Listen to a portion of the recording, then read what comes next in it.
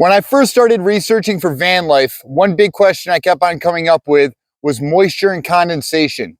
I know it's going to happen and I wanted to know how to prevent it. So in this video, I'm going to show you 5 different ways to prevent moisture and condensation in your tiny camper. Come check it out.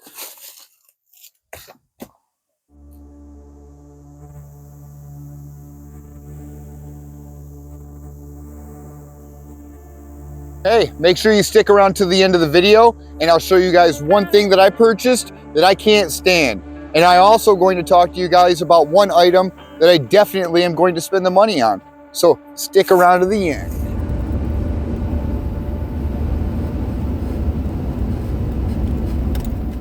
Number 1 on my list is these damp rid bags. So I looked these things up, people swore by them. I picked this up and I put it in there months ago and I still haven't even filled one bag. They come in a box with about 4 or 5 of them, I believe. And I'm telling you what, this does help.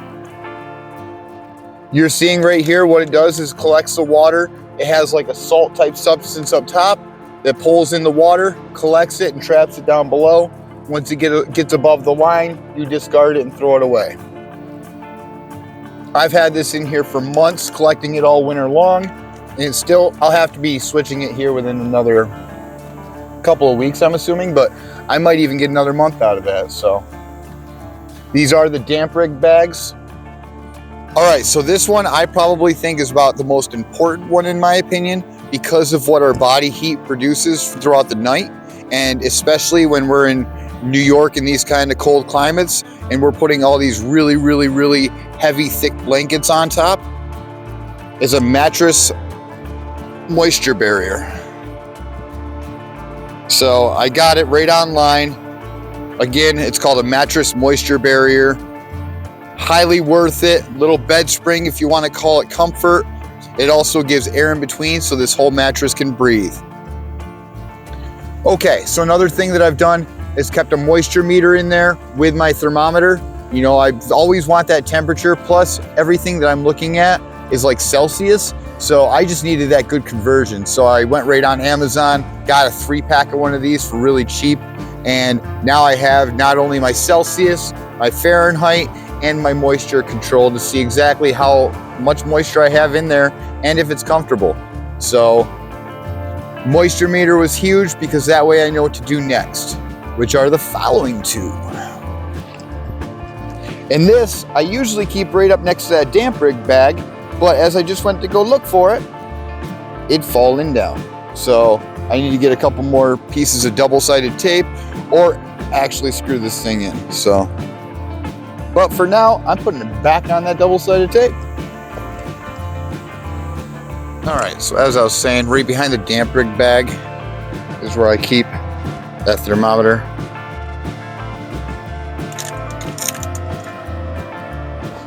In that damp rig bag, I'd move. That's not a permanent spot for it, so just convenient for now. The next one, these window reflectors are great and all, but what really matters is cracking the windows. So I leave the windows cracked, that way I can always ventilate anything, get anything out, plus I can get that air in there to recirculate so I don't have any just moisture building up in there. So the reflectors are great because I bring them down a little bit and nobody knows that they're opened up. But the reflectors aren't what I'm talking about right now. Cracking the window is. So crack your windows.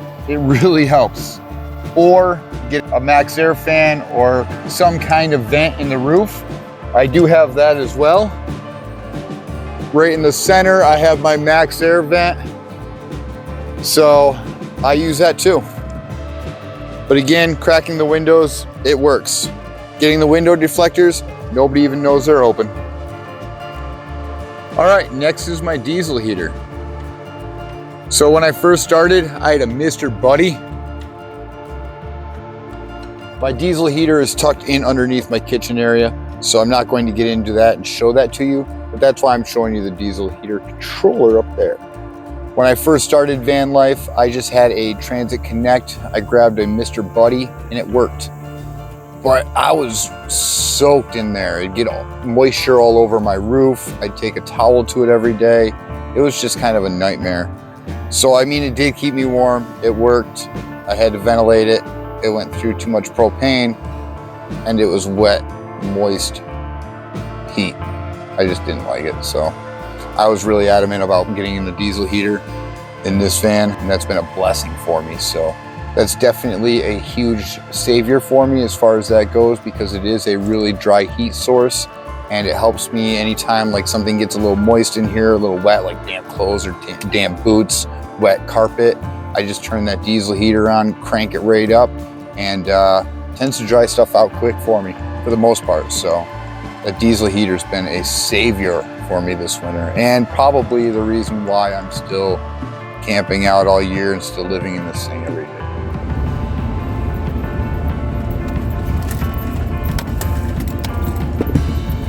Oh, it just happened again. I don't know if you heard that noise, but hold on. Bam! Just fell off again. I just need to wait for some decent weather consistently so I can actually get this thing to stick. I think that's what's happening. The double-sided tape sucks at this stage, and it's not sticking. See what happens when you forget to lock your drawers? Hey, at least nothing fell. Just slipped open. Could have been worse. Has been worse. All right, now we're towards the end of the video. I told you if you waited, I will tell you one thing that I absolutely hate that I purchased. It's a Temu buy. This thing was one of those things where I just had to try it. It looked too good to be true, and it definitely was. So what it is you plug it in. It's a 12-volt plug. Plug it into your lighter plug, turn it on. It has a heat source on it. So you can hear it. It's definitely producing air, but it says heat up top and a fan down below. It's not doing crap.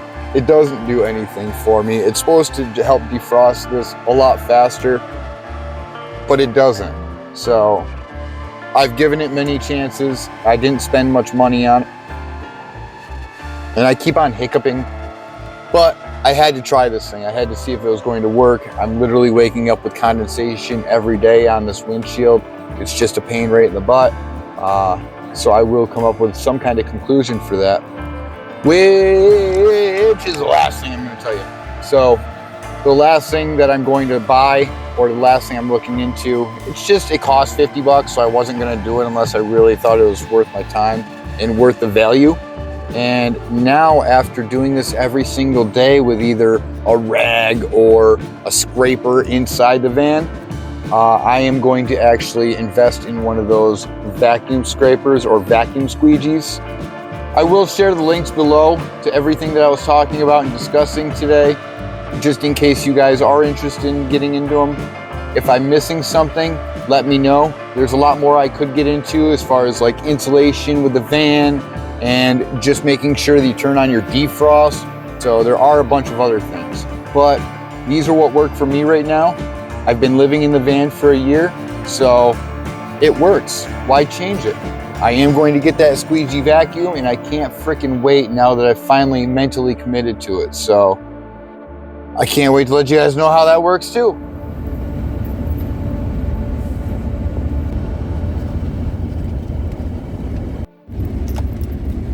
All right, that was a fun episode, wasn't it? So, I appreciate you all for coming. If you like these kind of videos, keep on coming back and do me a huge favor and hit that subscribe button. I have weekly uploads and I have a lot to talk about. I live in a converted van. It's been over a year now. No, it's been almost a year. Actually, crap, it'll be a year in 2 days. The day after Easter, April 1st, will be 1 full year I've been living in my van. So, I've got a lot to talk about. Plus, I work in an RV dealership where I specialize in small, unique campers. So, check it out and follow along. Thanks for coming.